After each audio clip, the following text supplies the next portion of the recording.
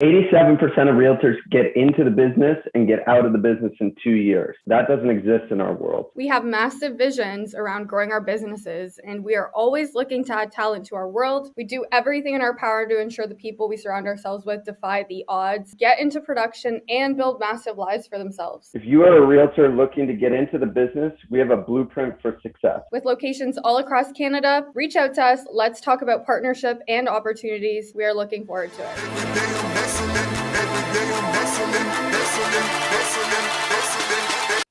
Welcome back to another episode of Sales Beast. Today we have the Jacquilyn German joining us for another episode. Jacquilyn, tell us a little bit about yourself. Well, first of all, thank you so much for having me on. I'm really excited to be here. Like I mentioned to you guys before, I am a long-time listener. I've been listening like literally since episode 1, so it's a real treat. So thank you so much for inviting me on. It's very awesome to be here. A little bit about myself. I have been a real estate agent in the Hamilton, Niagara area for over 5 years. I've been on a couple of different teams, and then I was a solo agent, and now I am still a solo agent, but I'm also the complete coach for both the Hamilton and Niagara Keller Williams offices. So I currently have about 14 agents under me at this point in time.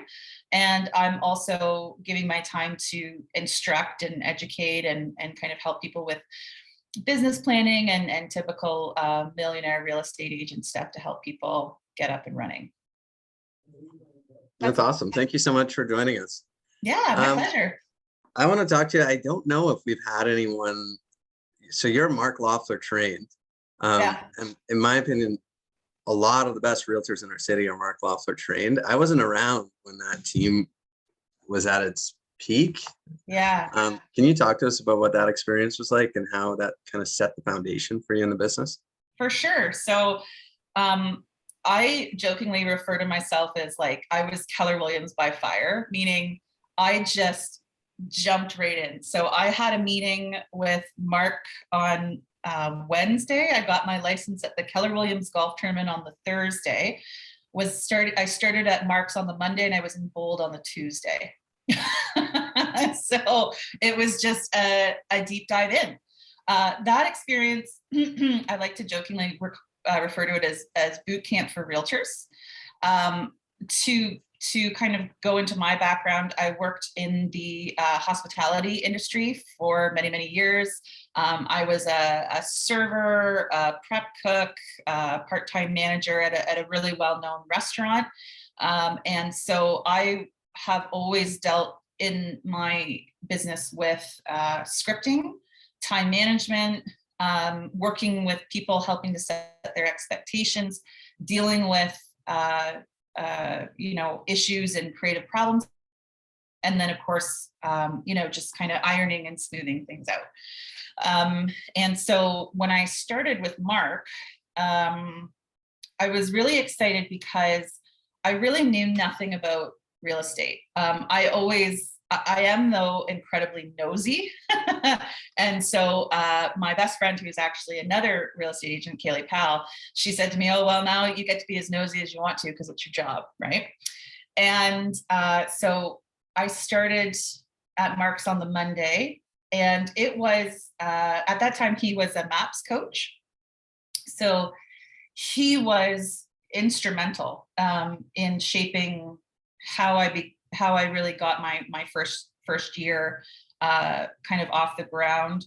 The team at the time was very MRE based. He was also obviously doing a lot of coaching. The number one thing that I really always appreciated about Mark is he really encouraged you before he helped you for you to figure out how to help yourself. So if you came to him with a question, "I don't know how to do this," well, tell me what you've done in order to figure that out. First of all, what have you looked at? And I feel like that made me, because that was always the first question that he asked, it made me very resourceful. I don't really depend on anybody to get an answer for me. I'm very driven. And so if there's something that I didn't know or I'm unsure of or something like that, then I'm the first one to call the city of Hamilton or get on the phone with a professional in whatever capacity that I'm looking for. Because in my mind, even if that's not the right direction, someone can most often point me in the direction that I need to. And whether that's another person or, you know, go over here or look into this, then that's what I will take care of, and that's what I will do. Literally my first day though, when I walked in to the team, the structure was obviously we had to be there for 8:30. There was a quick meeting, I think at 8:40, and then we were on the phones cold calling from 9 to 11 every single day. So the first day I walked in there, he said, "There's the phone, get on it." And that's verbatim too. And Is then, it true? I've heard a story about him that he would have a room you guys would all walk into, and there would be a basket at the door, and you leave your cell phone at the door and go in and hop on one of his landlines. You don't leave until you're done. No. So they had a box, and it wasn't a basket. It was a box that locked, and you put your phone in there, and you were incommunicado between 9 and 11. And then you had to do follow-up right after that. So it was really great. We always had like a book club. You know, I've had conversations since with him, because as a PC coach, for the brokerages, there've been a couple of times where I've picked his brain about a few things, and I've called him back several times and said, "How did you get us to do this? How did you get us to, you know, whether it was attending brokerage training or buying into Bold or whatever?" And he was like, "Honestly, it was just the standard that I set. It was, you want to be in my office on my team, this is what you do." And I respect the guy immensely. I loved working for him. He and I have a great rapport, and I always thought his sense of humor, it was really, really funny. And he, at the time, I was quite a bit younger, so I was still coming in the office with like funny stories, and he always thought I was ridiculous. So, but it was great, because I always like to say that I sort of dove into my first year, and I did, you know, residential investing, learning about how to work with investors, running numbers on properties, P&Ls. You had to preview 20 properties a week, I think. And, you know, we were constantly going over numbers. And he was a great mentor, and still is. And I have a great relationship with him. And he would take us through like apartment building tours and all kinds of stuff. So it was a really great way to get residential investing, commercial real estate very early on in my real estate career. And it was definitely a time in my life where I look back and I think about it and I'm like, wow, I really worked hard, but we also had a ton of fun too. So tell us now how that kind of path of being on the agent side brought you into the more leadership side and coaching, and maybe some of the things that you've learned throughout that. Yeah, well, you know, I think too, like I'm still very millionaire real estate agent driven.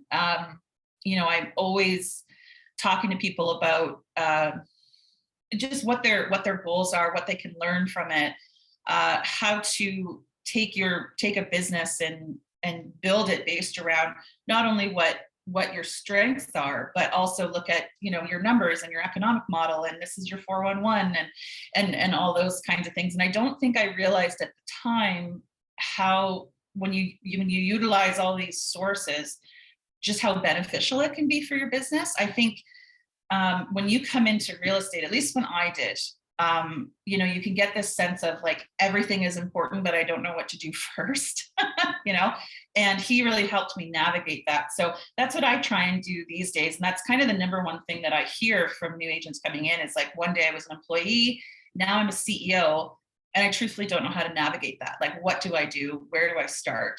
And a lot of people can overcomplicate it, right? And they can say, well, I've got to have a business page, and I need to have this done, and I need to have a website, and I need to have this. And truthfully, as long as you have a cell phone, a computer, and a car, you can function in real estate. That's just the bare minimum that you need.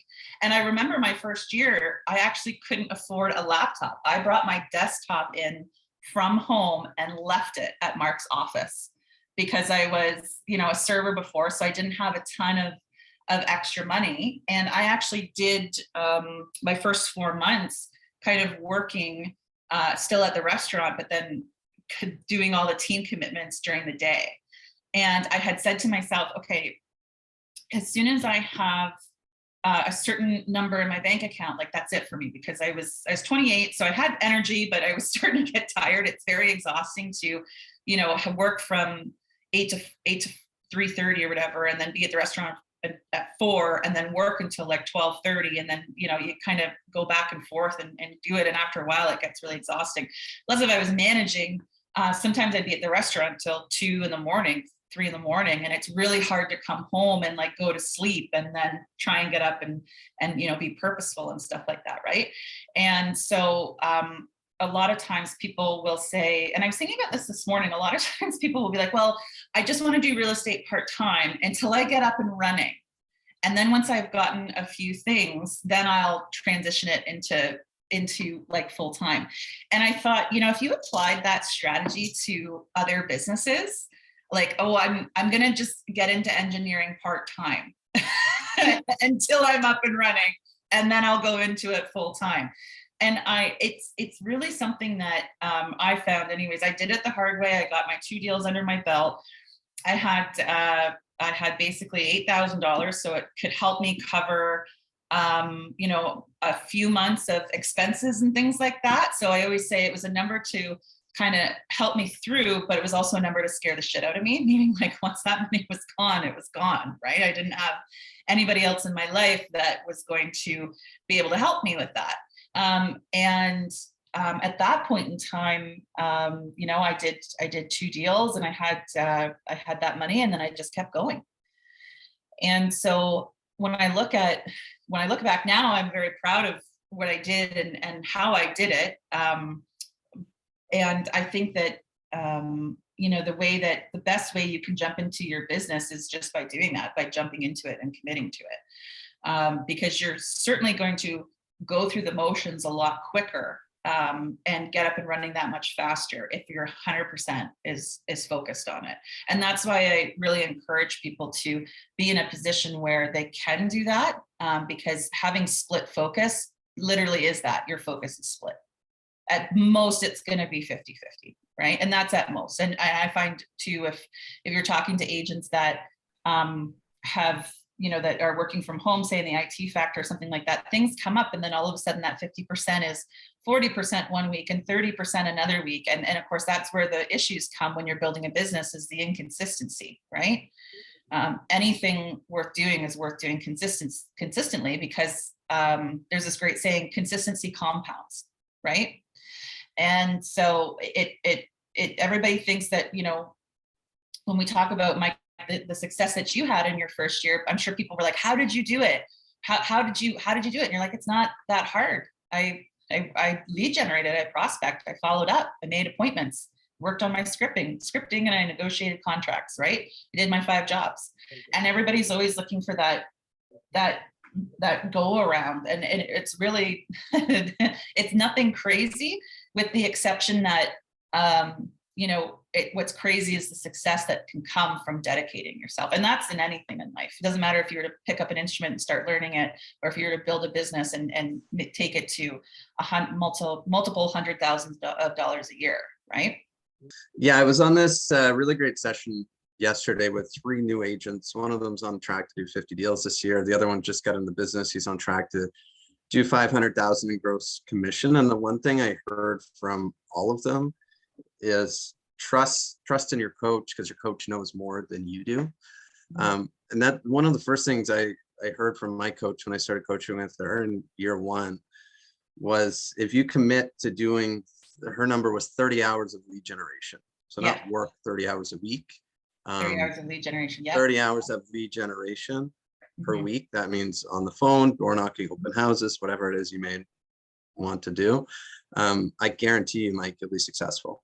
And I think that's what it boils down to. Like in this business, it's very easy to put in a certain output of work, so failure is simply impossible. I think that's maybe what Mark forced you guys to do, and that's why everyone that's come through his program is now an exceptional realtor that we all look up to, you included. Thank you very much. Yeah, he's been great. And I mean, obviously one of my other mentors as well was Chris Knighton. So I worked with his team for a little bit as well. And he was a different like the two teams were completely different experiences. The people, fantastic. The mentorship, great. You know, I've had a coach from day one that I got into real estate as well. That I even have a coach now. I do think it's important to have someone, I like to say, in the trenches with you, because sometimes it can really feel like that, because everybody knows that you have, you know, the rose-colored glasses on for about the first 30 days. You're like, this is great and everything, but most of the time what we're doing today is going to show up 90 to 120 days from now, right? And the first 30 days are great because it's new and they'll buy into it and they'll door knock. And then, you know, on that 40th day, they'll, how's your lead generation? How are things going? How are your contacts being added into your database? Oh, well, I only got, you know, one or two and nothing's really coming. And, you know, there's, you know, at that point in time, the rose colored glasses come off and the grit needs to come on, right? In the sense that you need to keep pushing. And I think at least from Mark's perspective, I got a lot of that from him, because he was just like, doesn't matter, get on the phone. Tell me that story while you're on the phone, you know? Mm-hmm. And and he was totally serious. And he also sat behind me while I was there too, like literally, and I don't mean behind me as in the same room. I mean, literally the desk behind me, and yelled at me while I was on the phone. Like, don't ask that question, ask this question. Why would you say that? Get his contact. Why are you having a buyer consultation on the phone? Book an appointment. Like, and it sounds like he's, you know, screaming at me, and he wasn't, but he was actually making calls, and he was saying, you know, this is, you know, you're prospecting, you're not making friends, you're not, you know, you're not just calling to ask one question, right? Because we know, and you know, in cold calling, the first time you're going to ask anybody anything, it's a throwaway question. It's always going to be no, right? And I was talking to somebody today actually about that, and how you know, you have to be okay with hearing, like, with disinterest, because if they're not interested in talking to you, you haven't hit the right topic yet. You haven't hit their motivation yet. So that's where you need to almost switch gears. And I mean, truthfully, you know, instead of first, you're going to push it into second and say, okay, so you're not interested in making a move this year. Do you pay attention to the real estate market? Is that something that's important to you? What about investing? Like, would you like to take the equity that you have in your current home and put it into your next, or an investment property, a cottage? Like, what are your plans for your real estate portfolio? And I've been telling all of our coaching clients, or all my coaching clients lately, that like the next 2 years, we have this opportunity ahead of us to really set ourselves apart as not just somebody that's going to show up when someone needs to buy or sell a home. You're a resource for them. They can pick up the phone and call you anytime, and you have value to give to them.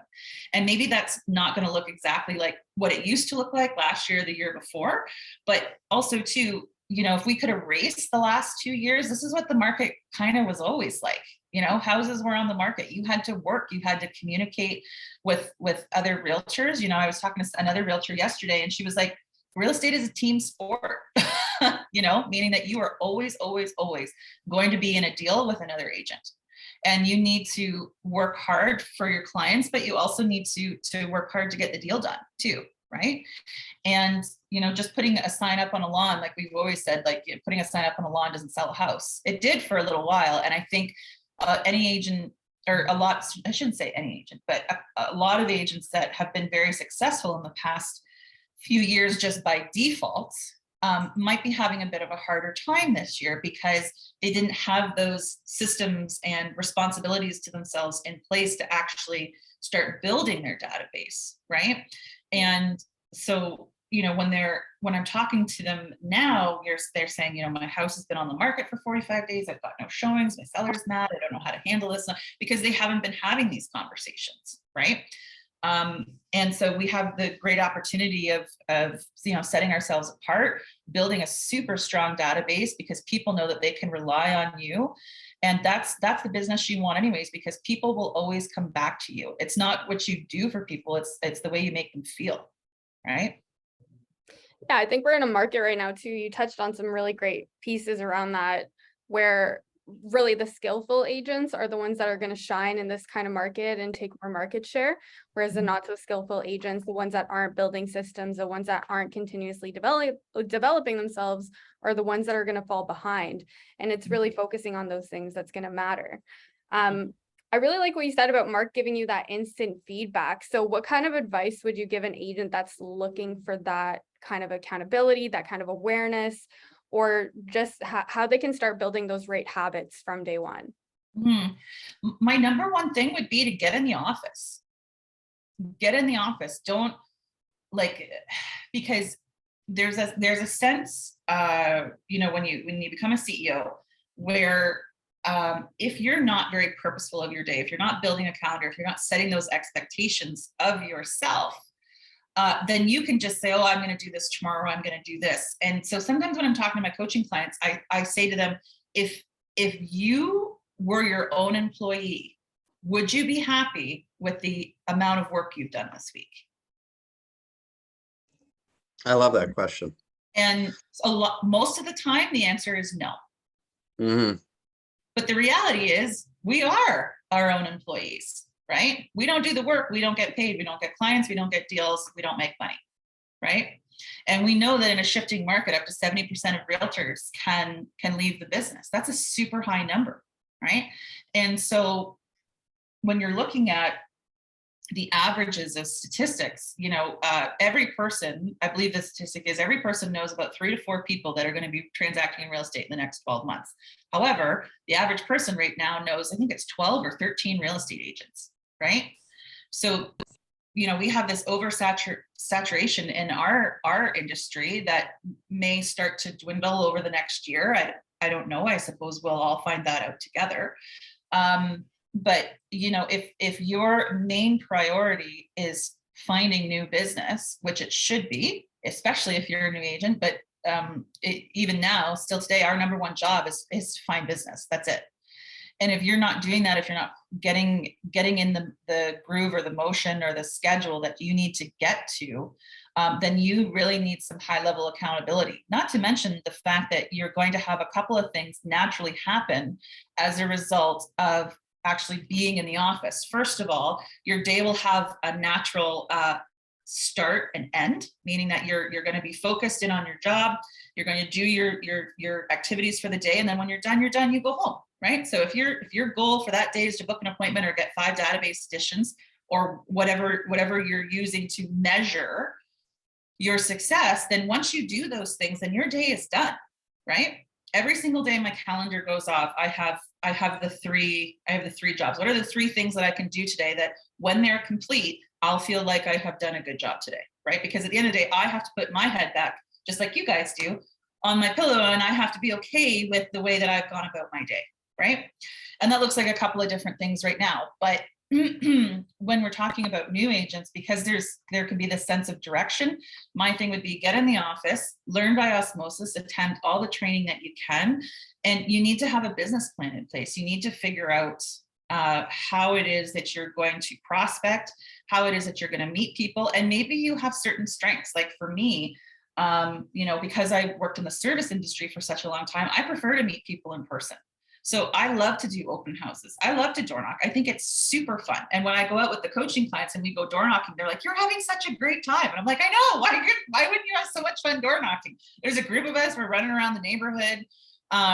It's a great time. It's a very high energy thing. Same with open houses. I love doing them. There's no other place that you can stand and have leads come to you.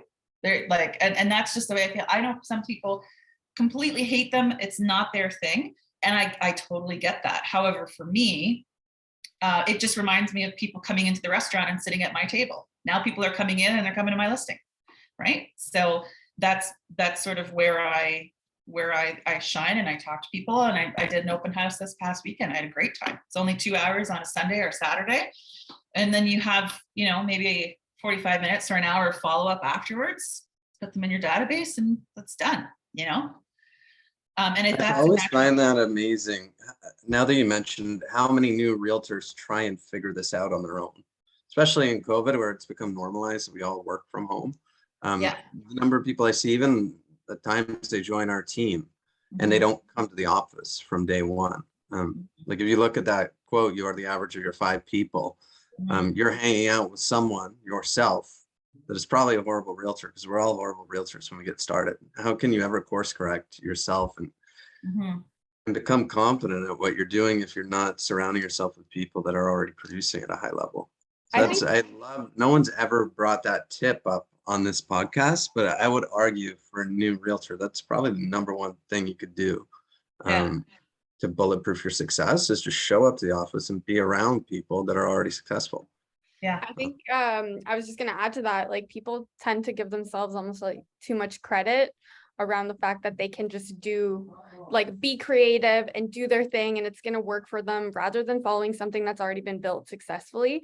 And I think sometimes ego will come into play with that a little bit, like, well, why am I going to try and take a system? I'll just build out my own system, when in reality they're not going to build a system better than something that's already working. Right? So they're giving themselves too much credit, rather than following a program, following a system, following a model to shortcut. If anybody wants a shortcut, that's the shortcut to success. It's like following a model. The other thing to do as well is you have to have clear-cut expectations as well.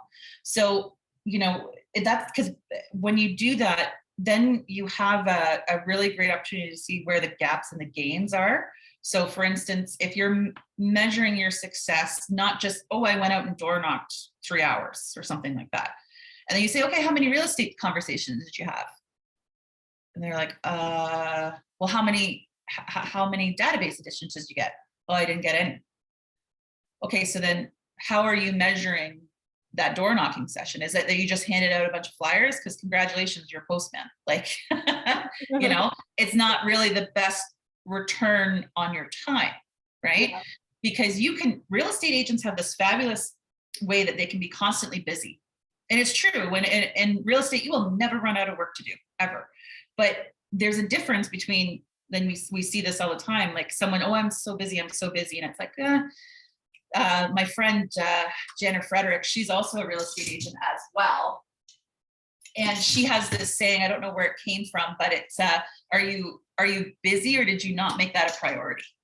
Right. And that's a tough thing to ask yourself. You know, was I too busy to prospect this week, or did I not make it a priority? Did I not work out 5 days a week, or was I too busy to work out 5 days this week, or did I not make my health a priority? And when you say that, that's a tough pill to swallow, because you go, oh shit, you know, like that's tough. And, you know, you have to figure out what your priority is. And for me, it would be database additions, right? It would be getting people into your database, because we know that once you get to that 350 number, you should see about 12 deals annually just from follow-ups and referrals. But that counts on you actually talking to your database, right? And doing your follow-up calls and doing your 5 jobs. So, you know, there's a bunch of things that can go a little bit deeper than that. But I think one of the best things is, you need to get in the office. You need to be clear with your expectations of yourself. And if you were your own employee, would you be satisfied with the amount of work that you've done this week? It's huge. Yeah, I think it's huge to be clear about what work actually means. Yeah, like work from the perspective of a realtor should be those 5 jobs. And for a new realtor, I think it should be lead generation all day, every day, lead follow-up, scripting. There's no appointments and there's no contracts to write. And I guarantee you, if all you do is spend each and every day, 5-6 days a week, lead generating, following up, and doing a little bit of scripting, you're going to be an absolute rock star. The reason 70% of the people get in and out of this business and ultimately fail is because they don't do those simple steps, right? I just don't understand it. I had someone contacted me last week from the brokerage. I don't know if it was you or someone else that put them in touch with me. And they spoke to me, Mike, I'm really struggling. I don't know how to move my business forward. I don't have any leads. And I asked, what are you doing on a daily basis? Well, I pop by clients' houses, check in on them, and make some calls. Well, how often do you do that? Once a week. what do you do with the rest of your time? And they didn't have an answer. I think as realtors, I know this was my expectation when I started. I figured out quickly that this isn't the way it works, but I think we expect the phone to ring or expect things to fall in our laps, which isn't the case. But it's a super easy business. If you can just put your butt in a chair and call people all day, or you don't like being lazy and sitting in a chair like me, go out in the community and bang on doors for 30 hours a week, and you'll be awesome. You'll make more money.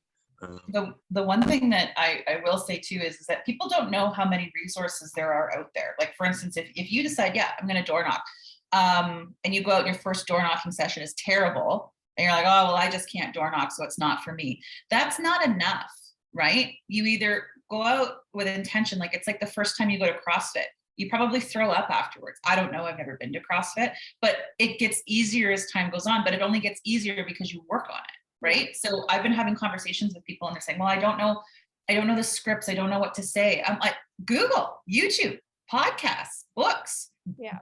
Google door knocking for realtors. Oh my gosh. I just did it in a coaching session not too long ago. And I was like, this is the thing. You need to just assume that, you're the pattern interrupt, right? You are interrupting them on their day. They could be doing whatever it is that they're doing. And you go and you say, hey, do you have any real estate plans? And someone goes, no. Okay, well, thank you very much. Have a great day. Bye-bye. They could close the door and be like, actually, yeah, I think I'm going to be moving with work and stuff, but they're not really in that headspace like you are. So if you're going out and you're trying something once, twice, 3 times, that's not enough, right? It's not enough. It's you have to really decide what it is that you're going to do, and then commit to consistency, but also commit to getting better at it, right? And find those resources. It's not any special pill, but it's like, what are you missing?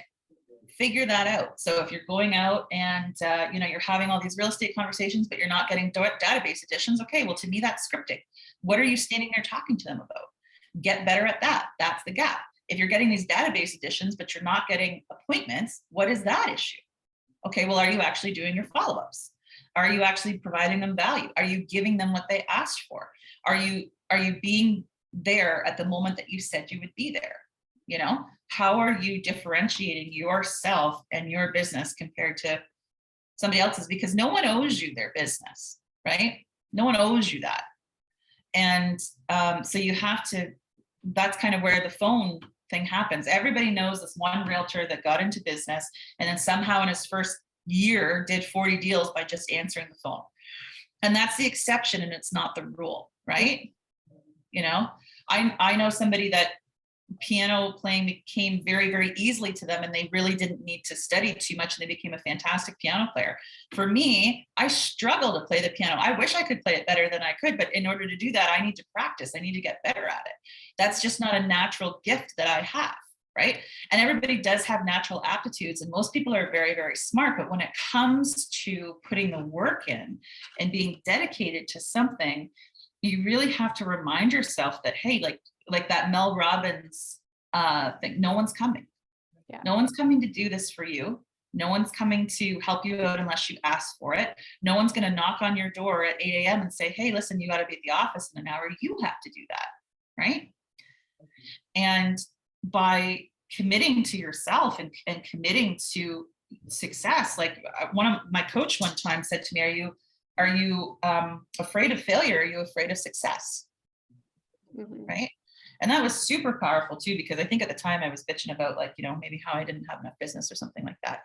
And that was what she said to me. And I thought, oh my God, like, am I standing in my own way? Right? What am I doing that is making business not come to me? Because like you said, it's super easy. So, I've been working all week. Okay, well, how many hours have you worked? Oh, well, I worked on Monday. Okay, well, what did you do on Monday? Well, I did some Popeyes and I did some calls. Great. How many Popeyes did you do? 3. How many calls did you do? 3. What did you do with the other 6 hours of your day, of your work day, right? And not to mention, what did you do with Tuesday through Friday or Saturday and Sunday? Like, what is it that you're specifically doing? Because again, there's all this noise in real estate, but at the end of the day, you need your phone, you need your laptop, and you need a car. Yeah. And that's what you need. And then you'll have everything in front of you. You'll have every tool you'll ever need. I love what you said earlier and how much it relates back to this conversation about the best resource is being resourceful. And a lot of agents just want the quick, instant gratification answer right now, right here, right then, versus taking the time to explore what it actually looks like. And I think that's probably due to like a lack of training or a lack of understanding around setting up a business. But that's why I love Keller Williams, because we have all the tools for that. Well, the answer is easy. The easy answer is do the work. Exactly. That's the easy answer, right? But it's just like, you know, when someone loses 100 pounds, oh, how did you do it? Well, it's diet and exercise. It's always that. It's never anything other than that, right? So it's like, how did you become successful in real estate? I worked diligently to build my business through prospecting, lead generation, follow-up, worked on myself, made sure that I was contributing. And I also made sure that by working on myself, I was actually making myself a better person too, because I also find too that when I'm struggling personally, so is my business. But when I'm doing really well and I'm looking after myself, like Miracle Morning style, my business is taken off. And those two things are very, very related, right? But Mike, I think you're going to say something and we cut you off. Sorry. Yeah, I heard you mention Mel Robbins, who I'm a fan of, and then everyone knows I'm a huge fan of the Miracle Morning. So I listened to a podcast by Mel Robbins was on it. It was a couple months ago, and she was talking about one of the topics in the Miracle Morning, visualizing.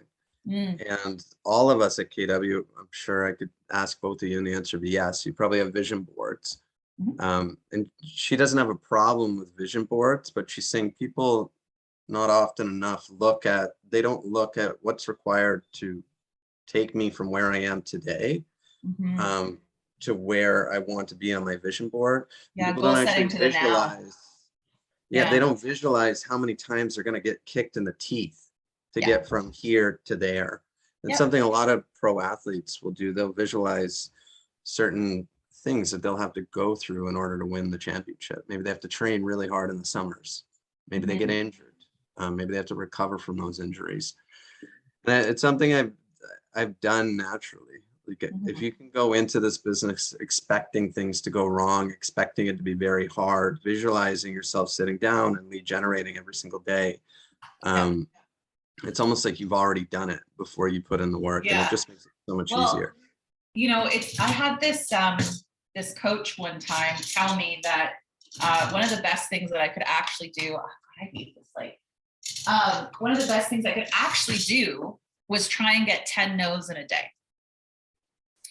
And so the idea, he said, and he was a team leader in the States at one point, and he was encouraging people to get 10 no's a day, because they had this contest going on where if somebody got 10 no's a day for like 7 days a week, then they got entered into this contest to win this like iPad. At the time, it was like iPads were brand new.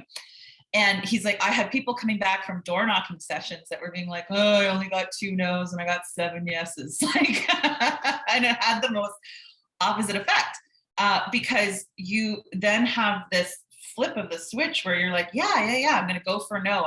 And there's a great book called Go for No as well. And, you know, I think that when you're talking about goal setting to the now, which is that you visualize this great someday goal, that's wonderful. But then you actually have to turn around visually as that person and say, what are the steps that I took to get here? Right? How did I build that? Because it's again too, it's like when you layer paper, right? A piece of paper on its own is very thin. It's only when it's stacked on top of others that it becomes quite thick, right? It's the same idea.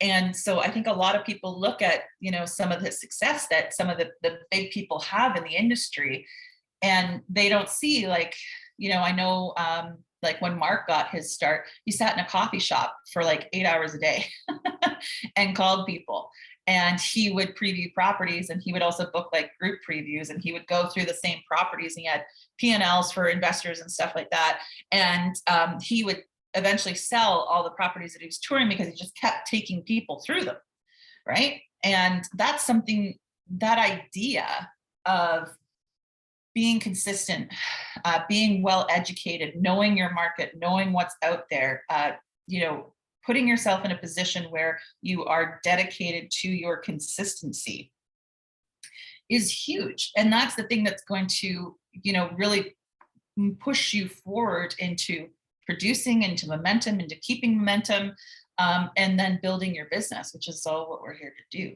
right? Did you have any other questions, Mike? I think I'm good. You covered a lot here. I guess one thing, yeah, I do have another question.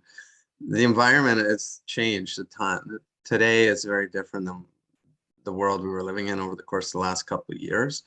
What's the number one tip you would give to realtors today to ensure they're still productive, still signing listings, still signing buyers, and still putting deals together in the shifting market?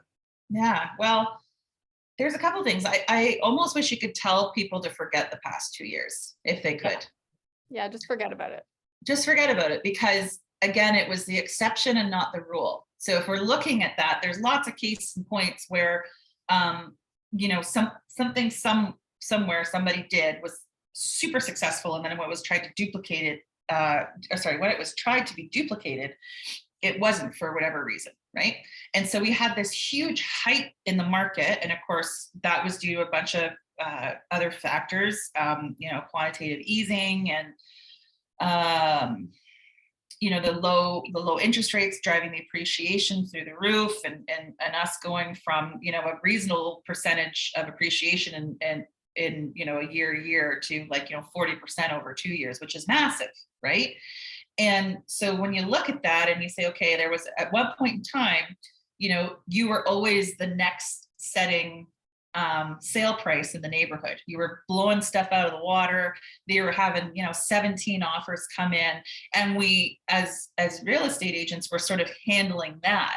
Now what we're doing is we're sort of back to, in my mind anyways, kind of the status quo, which is that you had to work in the best interest of your clients. You had to do a good job. You had to have systems in place where you were moving that listing, and maybe it's reverse prospecting. Maybe it's, calling all of your open house leads in the past 6 months and checking in with them and seeing if there's anything that you can do to help them, right? I know so many people that were like, I don't believe in open houses. They suck. I don't want to do them anymore. And now I see them back doing them on their listings, right? And it's like, you know what? Like you have to be okay with pivoting in your business, because obviously what we were doing 4 months ago is pretty much no longer relevant today, right? You're not going to take a listing and severely underprice it by $200,000 and get multiple offers and then sell for $300,000 that we're asking, right? That's probably not what you're going to see right now. But the one thing that you can do is be educated. So, who are you missing? What are you missing? Do you understand why the market is the way it is today? If you don't, then that to me says, okay, I should be setting a meeting with a mortgage broker, sitting down and talking to them, not so that I can give mortgage advice, but so that I'm educated enough to talk to people and answer their questions and let them know I've got a great resource that I can send them to. That's number one. Number two, we're just at the beginning of some of these changes, right? And so the other thing that you could say to yourself is, okay, I need to really be aware of what is going on in the world. Economic factors, socioeconomic factors, education, training, meeting people not necessarily in your circle, pushing yourself outside, right? Like I said, I connect with a lot of different people. Not everybody is in real estate, but I always love to have coffee with people that I believe are successful, even in their own industry, because I can always take something from them, right? And I love reading books that are I love reading books that are real estate related, but I also like reading books that aren't as well, especially just about business and how people kind of navigate through tough times. And we're, in my opinion, we're not really in that much of a different market than we were in 2018 or 2019, to be honest.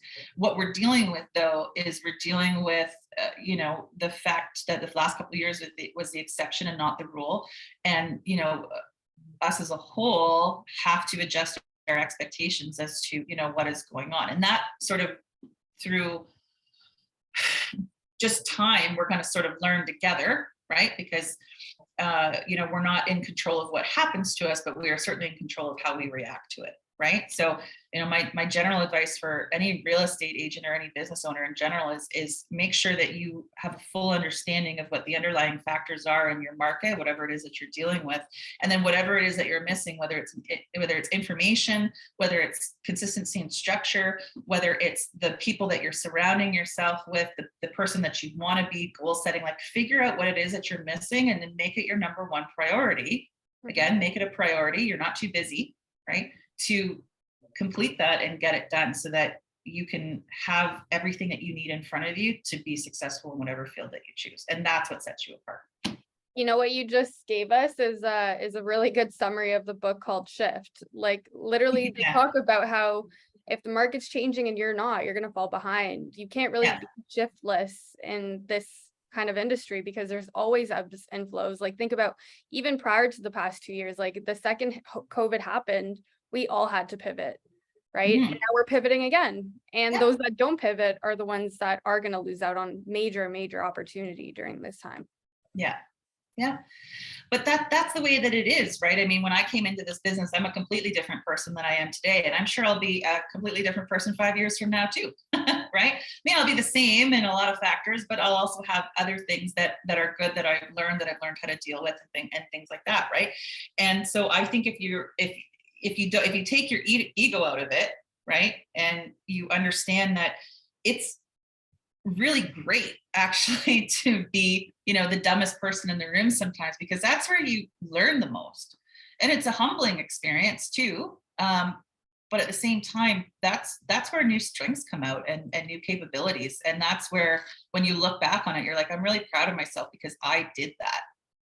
The best things come from being uncomfortable. That's awesome. I have one final question for you that we ask all of our guests. Who do you know that we should know and have on this podcast? You know what? I knew you were going to ask me this question. And I was thinking about it this morning because I was like, who would I tell them to sit down with? Have you had Mark on this podcast yet? I can't remember. You have? Yeah. Okay. All right. He's really good. What about Peter Pacetto? Oh, we haven't had him. We haven't. He would be great.